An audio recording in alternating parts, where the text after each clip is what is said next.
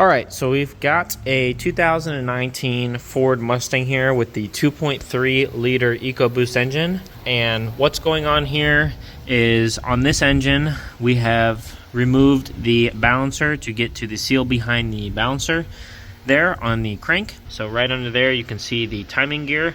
There's no key on the crankshaft. There's no key on the timing gear, and there's no keyway on the balancer. It's all a friction press together fit deal. When the crankshaft harmonic balancer goes on there, you tighten the crank bolt and it holds it all together. So right now, if we were to spin this crank bolt that's in here, the crank will spin and that timing chain will not spin because there is no key. So when you take the balancer off these engines, it basically takes the engine out of time, right? So your crankshaft is no longer synced with your camshafts, and you want to be really careful because if you do turn the engine over like that, you can cause damage. It's not going to run right. You get interference between valves and pistons and all kinds of bad stuff. So what I'm going to go through right here is what happens when you take the balancer off and how do you get the engine back into time and put back together. You're going to need a timing tool kit. This is just a basic kit off Amazon for Ford Ecoboost engine. It says 2.0. but it also does the 2.3 liter engine. And from this kit, you're going to need just this plate, which will lock your camshafts, and you will need this pin, which will lock your crankshaft. And you're going to install these two tools. They will lock your crankshaft and camshaft in the correct orientations.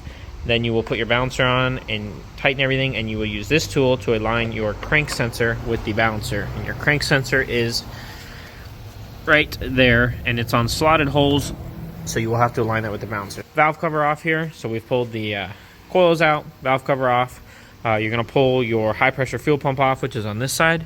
Then you're going to take off the vacuum pump that's on this side, and then the two rear caps on your camshaft. So there's one here, one there. I will say I would recommend replacing the seal on your vacuum pump here and the seal on your high pressure fuel pump here and here, because that will all have to come apart. So next step, after you get it to this point, this level of teardown, is you're going to go ahead and undo the bolts on the AC compressor and just let it hang down out of the way. And there is a plug on the side of the engine we're going to take off, and I will show you. That's where the first tool goes in. So we've gone ahead and taken the 3 bolts out of the AC compressor. I believe they are 13 millimeters. At the AC compressor bracket, you're going to see that hole right there in the middle, and you can see an opening into the engine. There's a plug in there to 10 millimeter head. You take that out, and now there's an open hole.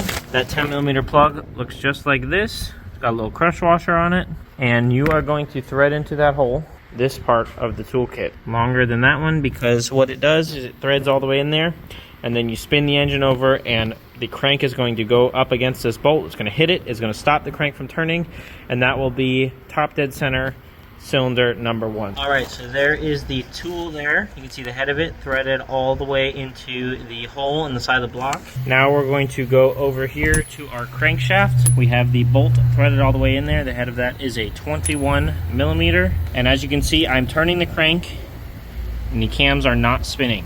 So that right there tells you that the keyway, there is no keyway. Okay, so here we go. I'm going to turn it. It should turn nice and easy. And then right there, it stops. We hear it hit the pin. So that is top dead center, cylinder number 1. We are going to go to the back of our intake cam, which is this side. And if you can see, this is the side our vacuum pump runs on. There's a black adapter in there. It is a 17 millimeter Allen head, which is very big. All right, so there is that bolt. Runs your vacuum pump off the back of the cam. If you forget to put that in, your vacuum pump will not work. You will not have power brakes. So we're going to put a wrench back on this, and we're going to spin it until both of these front lobes are pointed up and like at the bolt. So that one's going to point up this way. This one's going to point up that way. All right, so what we're running into right now is, as you can see, these cam lobes are pointed that way, and the one on the bottom is pointed like down and that way. And what's happening is I cannot get it to spin all the way around because we're having contact between top dead piston number 1 and the valves. So what we're going to do to get past this is we're going to take the pin out of the crank, we're going to rotate the crank over, and we're going to rotate the cams over. We're going to rotate the crank, rotate the cams little by little, get it all to move together so nothing's hitting and binding into the pistons. And then we'll put our key back in the crank, our little bolt back in the crank down there, turn it till it stops, and then we will line the cams up again. All right, so we've played our little game here until we get our valves. This is what you want to see here. Point it up and point it up. Now we've threaded that plug back in. Now I'm going to turn the crank over again, going through the cylinders right there. So you hear that noise? That was the crank hitting the pin that we threaded in. So that crank is stopped there. Now our valve train is stopped here. So next, what you're going to do, all right, and I totally forgot to mention it earlier, but you will also have to remove this high pressure fuel line from the back of the block so it goes down to the fuel rail, that threaded part right there. There's an 8mm bolt on the clamp, and then obviously the other end goes to the high pressure pump. So you will have to get the back of the engine to where there's nothing on it so that you can put the alignment tool on there. My opinion, this is a very bad way to have this engine set up. You should be able to take a harmonic balancer off. It should be keyed. The cam sprocket should be keyed to the crankshaft so that you don't have to take the whole engine apart just to change the front timing cover seal on this. But regardless, this is where we are. So next step is you're going to get this part of the tool, this little thumb screw here, and this piece. And where these go, so you get the cams facing up to each other like that on the front, and you have your pin in the crank, and you rotate it till it hits the pin. You're going to take this tool, and you're going to go back here like so, and you want to get it in the cams. See, there's two grooves. I'm going to need two hands to do this. And then we will take our bracket, put it in like so, and it still doesn't line up because we need to spin more. Of course, how nice. There it is. All right, we're in both cams. That's what you should look like. Once you get it there, put your thumb screw in. Keep everything locked together. So at this point, we have our crank pin in. We have our crank turned till it hits the pin, so the crank's locked. We have our two camshafts locked with the lobes facing up. If they're facing down, that tool won't even go in because those slots are off-centered. So now you're at this point. The next step that we're going to do is we're going to pull the bolt out of the crank without spinning the crank counterclockwise. If you do, you need to grab it and spin it back clockwise until it hits that bolt. We're going to pull that out, and we're going to put the balancer on. Now the balancer is also not keyed, but it has to be oriented correctly because of the crank sensor reluctor ring that is on the balancer. So on the bottom of this cover, and you can't see it right now because we have a bolt in here, but on the balancer right here, there's a hole in the balancer. See that hole right there? This hole is used with this bolt in the kit. This bolt goes through the hole and threads into the timing cover on the engine. I should also note that at this time, it's extremely important to reinstall the timing cover crankshaft seal, as that is what got us into this whole debacle in the first place. Here's our new seal. That's the national number.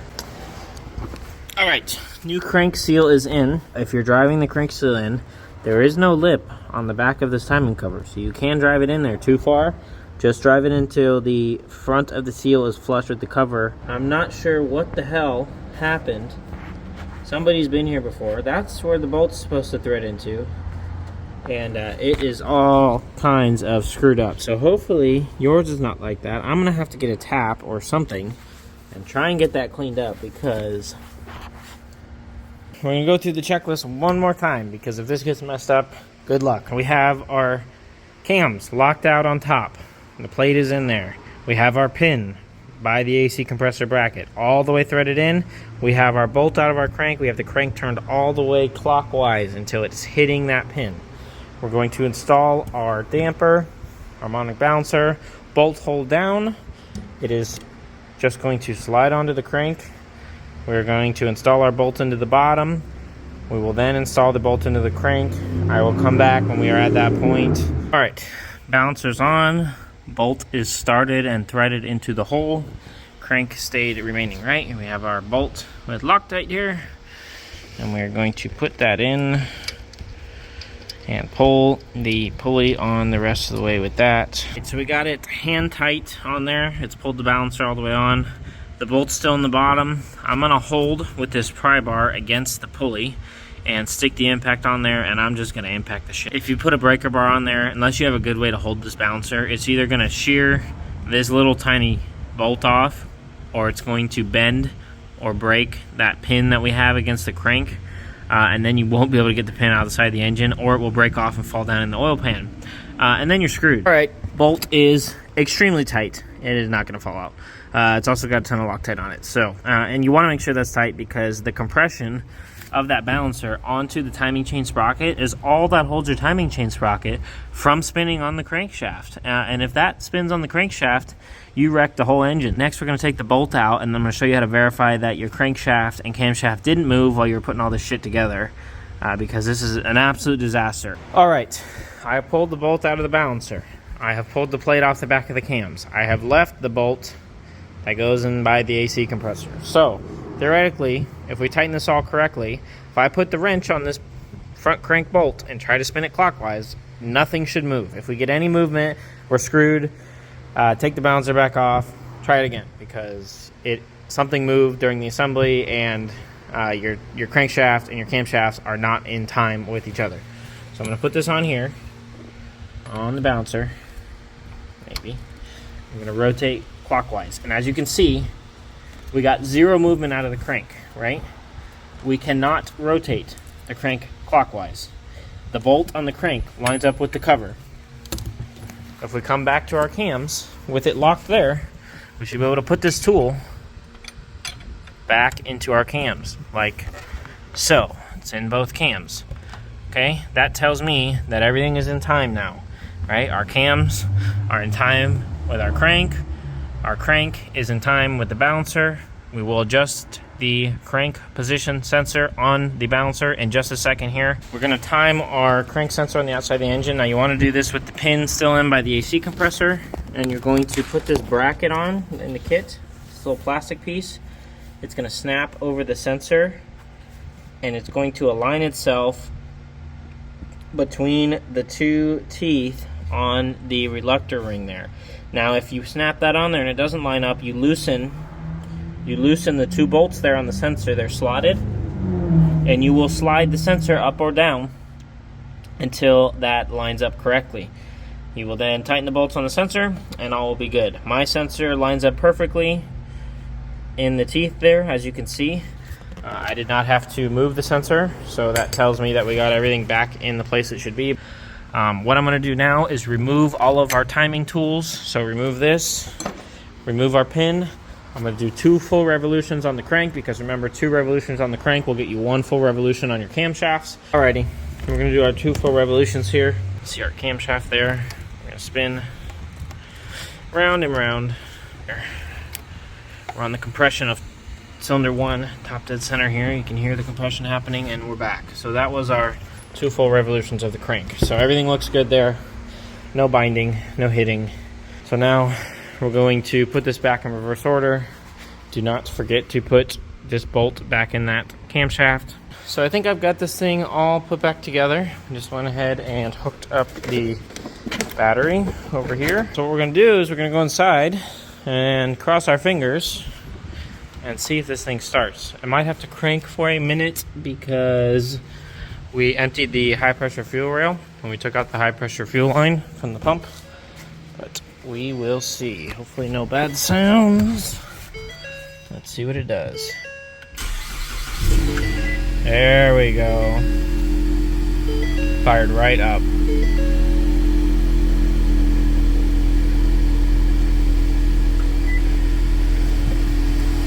Let's see how we're looking.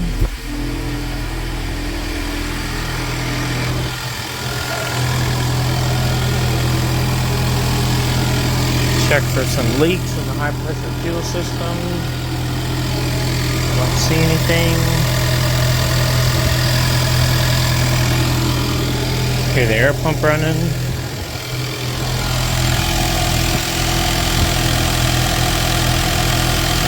everything's looking good over here. Let it run for a while, get up to temperature, and then I'm going to go ahead and do an oil change on it while we've got it in the lift here, especially since we just had all the engine all opened up. I like to do an oil change after all that. It's due for one anyways. So but that's it for this video. Hopefully this helps somebody else out with the ridiculous timing system on this engine. If it helped you out, I'd appreciate it if you could leave a like, maybe even subscribe, and I will see you next time.